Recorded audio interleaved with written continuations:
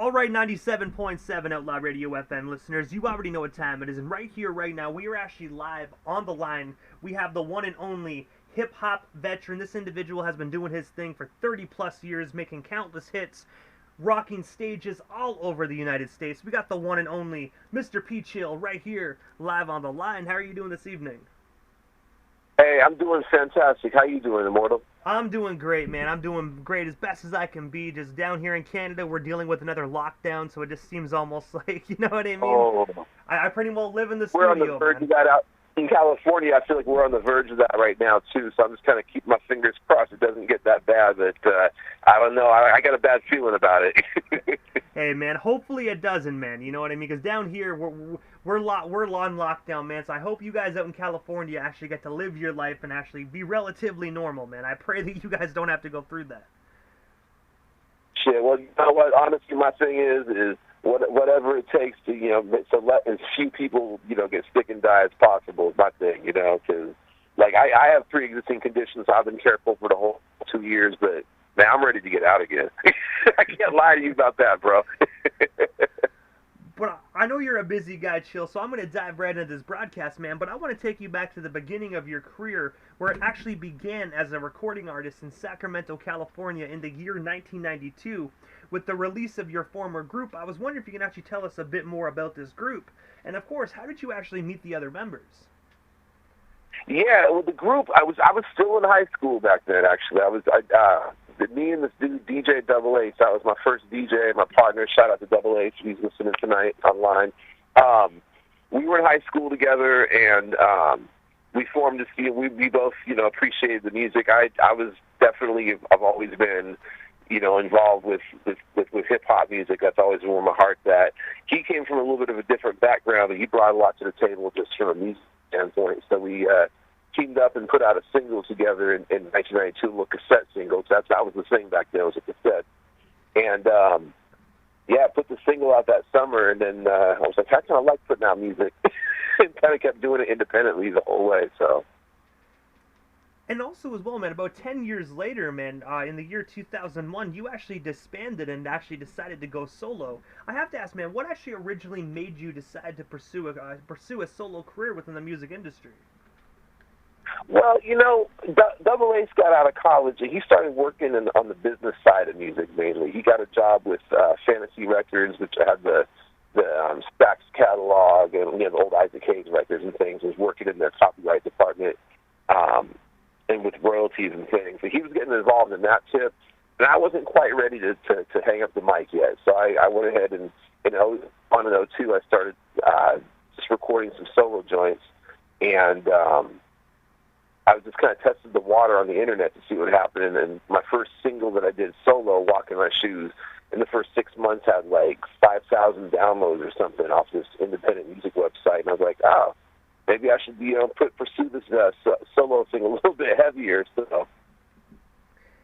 And also as well, man, in the year 2001, so the same year, you actually released the phenomenal album titled "Walk in My Shoes." I was wondering if you can actually tell us a bit more about this phenomenal earlier release, and of course, is it actually still available to be streamed or purchased today?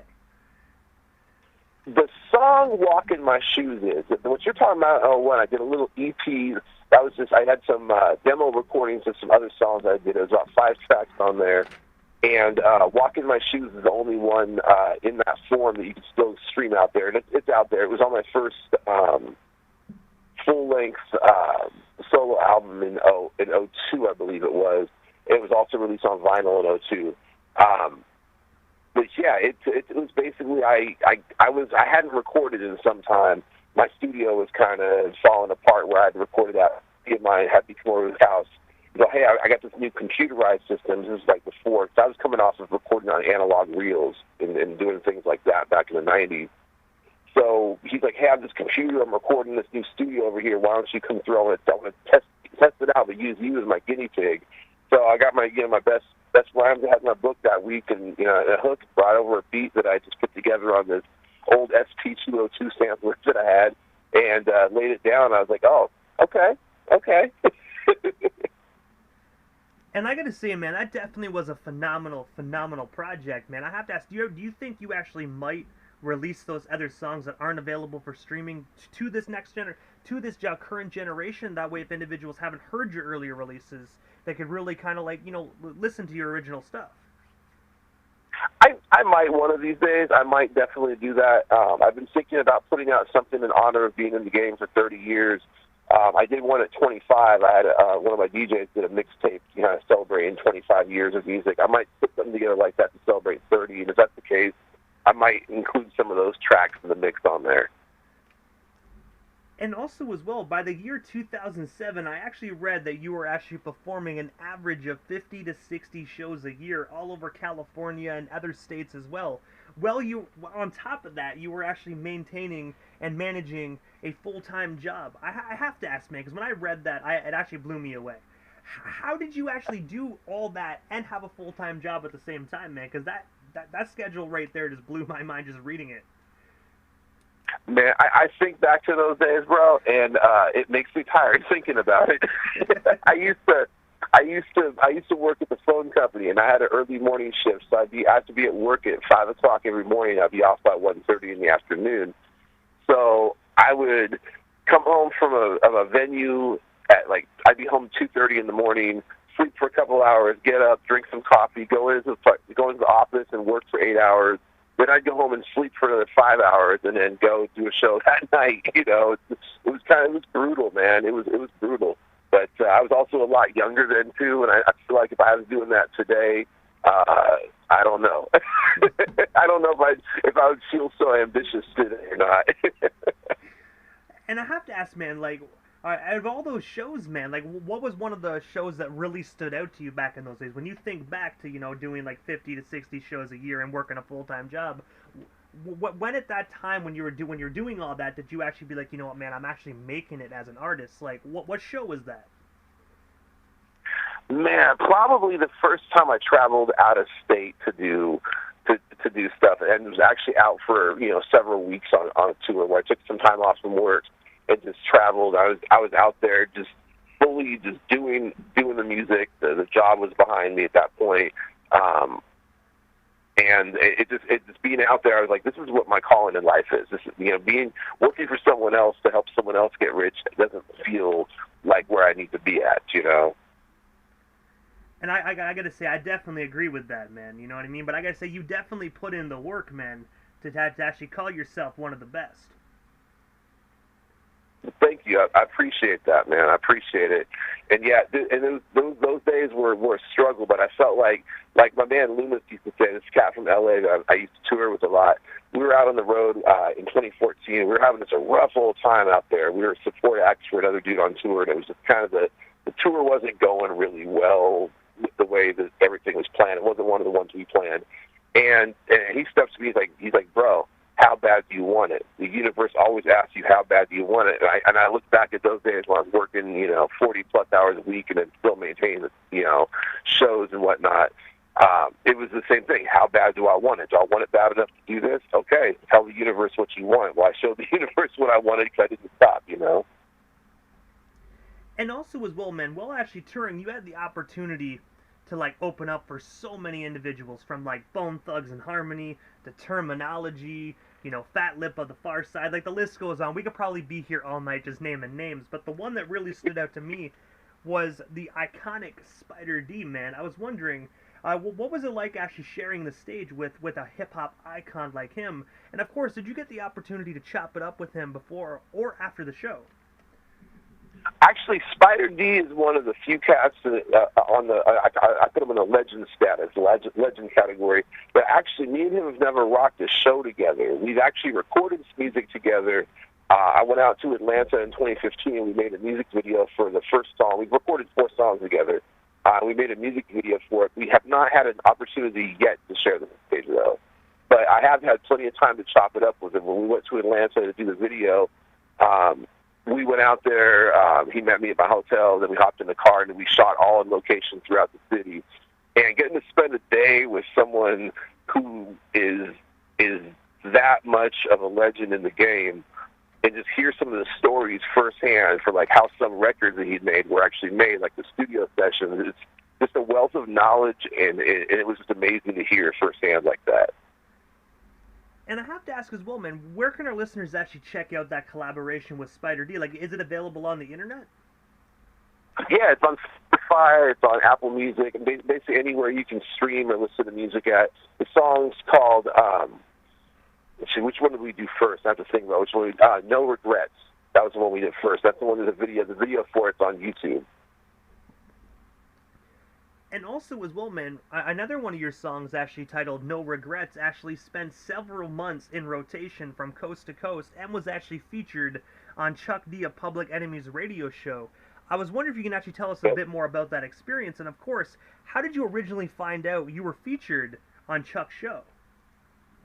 You know, actually, the song itself, I sent it to Chuck. I sent it to Chuck. I know that Spider D and Chuck are really tight. They've been tight for years. Us two go way back. And because actually Chuck D used to have his radio show at L.I.F.E University in New York, and he used to feature Spider D on his show. So they became close way back in the early days, before there really was even a Public Enemy, when it was Spectrum Sound still. And so I reached out to, I knew about his rap station. I knew about rapstation.com. I knew he was doing some really great things over there. So I went ahead and just sent it to him, and he went ahead and featured it on the show. And going forward as well, because of that connection, I also was able to link up with Flatline from Hip Hop Gods Radio, who's also gotten a lot of my stuff in the hands of Chuck D for so over the years, too. And I gotta say as well, you already know that song is dope when someone like Chuck D gets their hands on it and spins it on his show, man. He only plays the best of the best.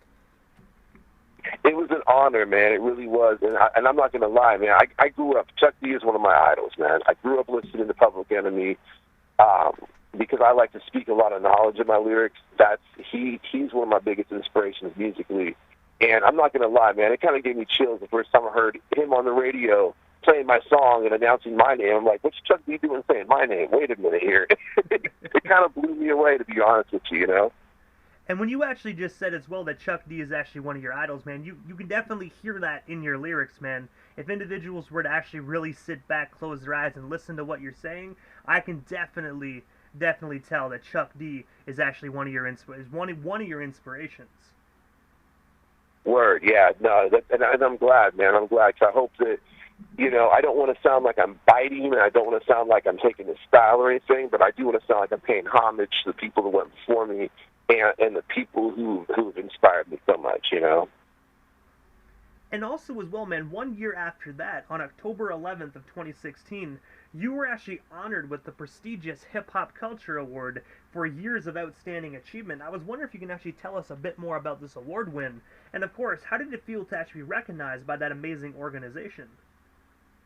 That was an incredible honor. Actually, I have that award hanging in my office.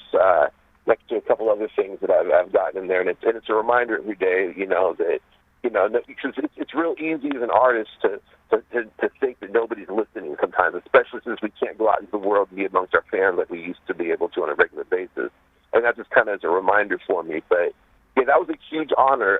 G-Rock from out in Jersey, he put together the Hip Hop Culture Awards organization, and they were honoring, you know, all kinds of iconic MCs, underground MCs that didn't get their just dessert, so to speak, over the years, and then just people with longevity and whatnot. And he reached out to me and said he was going to be honoring me with that award, and I was blown away because that's just, you know, it felt really good to be recognized for what I do. I don't do it to be recognized. I do it because I love this music, but to be recognized definitely feels really good, you know. And also as well, on August 17th of 2018, you released one of my personal favorite records by you, titled Funky Uncle Chill. I was wondering if you can actually tell our listeners a bit more about this phenomenal record, and of course, where can we actually buy or stream ourselves a copy of it today, man? Because I gotta say, this 8-track album is absolutely phenomenal. Thank you so much.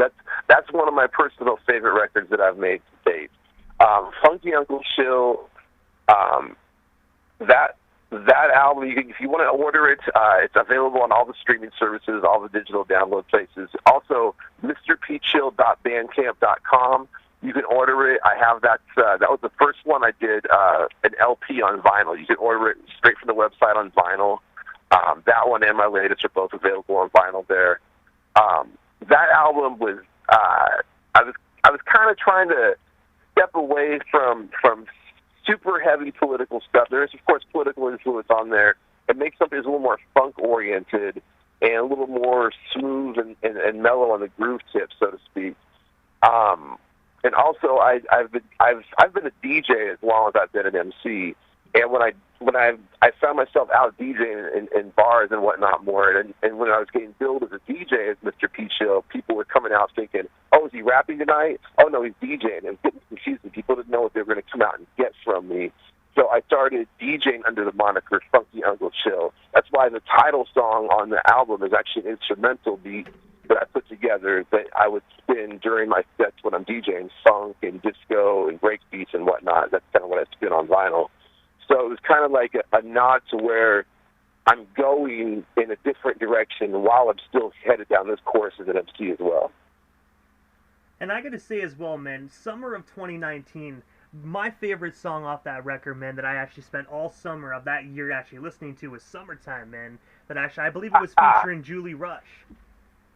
Yes, the homegirl Julie Rush. Shout out to Julie Rush. Yeah, she has a phenomenal voice. I stumbled upon her. She's a really good friend of my wife. She'd known my wife since years before I met my wife. And we were hanging out with her and her husband one night, and she's like, "Oh, yeah, I can sing." I'm like, "Oh, yeah, what do you got?" So I listened to her. I'm like, "Okay, all right, we need to get in the studio and work on this." And, yeah, she's been on a couple of different tracks with me over the years. Yeah, she has a phenomenal voice. Definitely shout out to Julie for that one. She's definitely a good friend and an amazing vocalist. And also as well, man, June 26th of 2020, you actually teamed up with C Knowledge, also known as Doodlebug, of the Diggable Planets, to actually release the song Social Distancing that topped the charts for months. I was wondering, what is the story behind this collaboration? And of course, how did yourself and Doodlebug initially get connected? So me and Doodlebug got connected over social media for the last couple of years before that song. But I was having songs that were starting to chart on the Hip Hop Gods charts. Some of my previous songs, like the one I did with Peso for Felix Four, and then I was getting other songs just in rotation on there. We started following each other on Twitter, and during when the lockdown first started, I felt I needed to make a statement about just the whole situation, you know. So I wrote a verse. I had the beat. I made the beat for that one. I put everything together. And I really wanted to have a second opinion, a second outlook on it. And I was very aware that Steve Knowledge had been releasing a lot of solo music away from Diggable Planets that was really poignant. So I reached out to him and said, "Hey, man, would you be interested?" Because we were always retweeting each other's stuff and, casually conversating. But I was like, I would even know if he would want to even collaborate with me on it. And luckily for me, he was sounding really interested. I sent him the beat. And he almost immediately got me back that verse, so we put that out as fast as we could. As we felt like, and it's funny, we were just tweeting about it today. We felt like, oh, this song's only going to be relevant for a little while, so we should get it out there as fast as possible while people are still going to understand and feel the message in it. And sadly, 2 years later, it's still very relevant, unfortunately.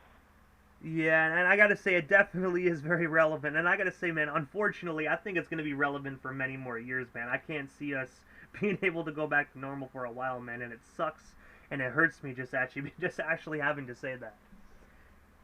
No, I agree with you, man. I agree with you. I actually just this week started booking a tour for April, and I'm planning to do it, but I'm still very cautious about it because it's like I don't know if I want to put in all this work to plan this tour and then have everything go haywire and everyone have to cancel it out, But I'm keeping my fingers crossed. I'm keeping positive. I'm making sure I do whatever I feel is necessary for my own health and to protect everybody around me.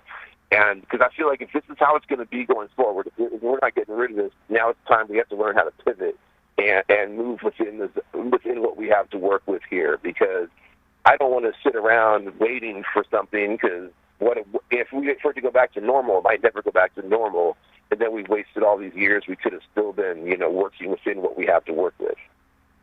And also, speaking of that tour, that was actually one of my last questions I actually had for this interview. But since you brought it up, we might as well just dive right into it, man. But on April 13th, I actually saw on the internet that you will actually be taking the stage in Portland, Oregon for the Guess Who's Back tour. I was wondering, and I know you told us a little bit about this show, but what can if this concert does happen, that is, what can our listeners actually expect from this up-and-coming performance? And of course, if they're going to be in the Portland, Oregon area around that time, how can they snag themselves some tickets? Tickets are available at the door. They're not doing any pre-sales that I'm aware of at this time. Yeah, and it's the Guess Who's Back tour starring myself, Mr. Pete Chill. I'll be doing the Pacific Northwest for about a week and a half, all over Oregon, Washington, and Idaho. The goal is to get about 10 dates going up there. I've got 3 of them booked so far. We just started the booking this week, so it's still in the preliminary stages. But what you can expect is a lot of new material, especially from my newest album, Life, Living in Fragile Environments, that came out about this time last year. Because I never really had a chance to tour that album since it came out. I want to make sure I give that album its proper respect and get it out there to bring it to the people, you know. And also as well, January 29th of 2021, you actually released the 11-track album titled Life, Living in Fragile Environments. I was wondering, can you tell us a bit more about this album? And of course, do you have any hard copies available where our listeners can actually snag themselves some CD copies?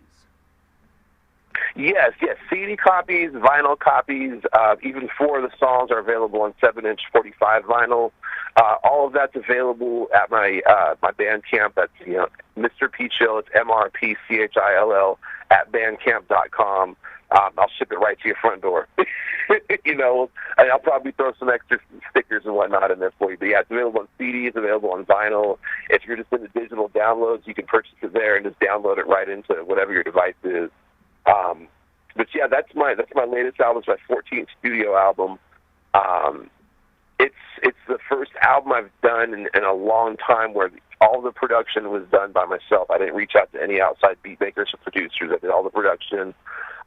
And I also featured there's very few features on that album. Like I said, the song I did with Doodlebug, aka C Knowledge, is on there. And then there's a joint that I did with 2 joints with my DJ Mike Colossal, as well as Jay Smo and Alpha Yoda 1 are on the record too on another joint. But I most of it, 90% of the material on there is just me. I wanted to make a record that was really, originally it was going to be called Life, Love in Full Effect, and I was going to make something real personal and talk about some personal struggles I've had in life. But I'd started the record like that before the pandemic, and when the pandemic hit, it's like just my attitude and feelings changed during that time, and I felt almost like life, as much as love should always be in full effect, I felt like we were living in a very fragile environment at that point, and then the album took kind of a sharp turn at that point. But I have to ask, man, what is next for yourself, Mr. Peachill? Is there anything we happen to miss during this interview? Anything else you still want to talk about or promote? Well, we still got you here live on the Canadian FM dial there this evening.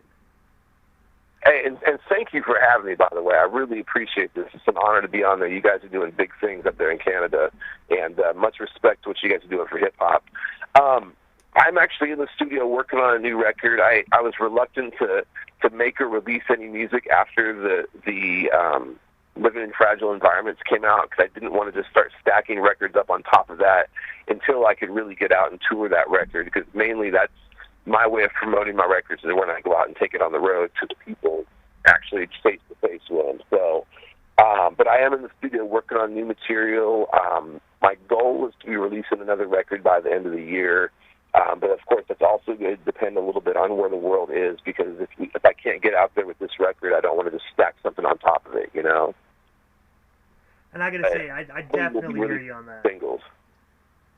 Yeah, I do plan to do some singles throughout the year regardless. I feel like I'm not going to do a full length until I've been able to actually take this one across country like I have with all my records in the past.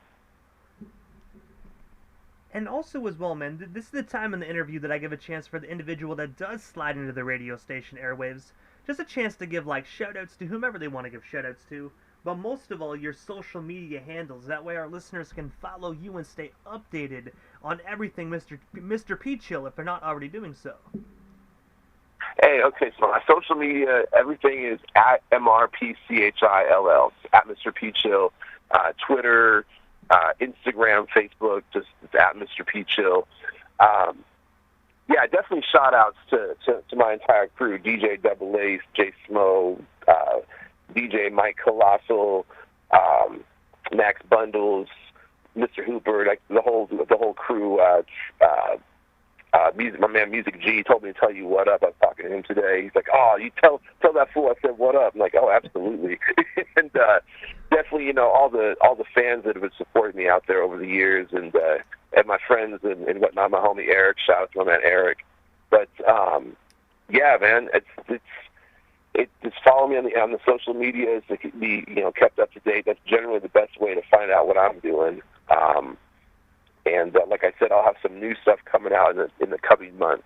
I have some stuff working. I just don't want to talk too much about it just yet, but I'm definitely have some stuff coming. Also, some new visuals coming for a couple of my songs off of L.I.F.E. I'm going to be doing a couple more videos. And I got to say, I definitely hear you on that, man. You don't want to let too many cats out of the bag. You got to keep that. You got to keep that anticipation flaring. Exactly. Especially right now, because if we can't go back out to the road and perform for people, all we have is releasing music over the internet. So if I tell everyone it's coming, that takes the surprise out of it. I gotta have something to surprise people with. But I gotta say, first and foremost, Chill, thank you so much, man, for just giving us a bit of your time here this evening and sliding into the 97.7 Outlaw Radio FM airways, man. It definitely was an honor and most definitely a privilege. Hey, the honor and privilege is all mine. Thank you for having me, and I look forward to hopefully talking to you again in the future, man. Hey, man, most definitely. You already know. We're connected on social media, man, so anytime feel free to reach out, because I know we only touched base on like 2% of your iconic career this far, man, so I already know there'll definitely be a lot more great questions to ask you next go-around. Hey, and I'm with it when you're ready, man. Thank you so much, and I appreciate what you're doing for hip-hop in general, man, for real. Hey, man, I greatly appreciate that, man. I really do, man. Thank you so much, and definitely looking forward to speaking with you again soon, man. Have yourself a wonderful night. You do the same, man. Peace.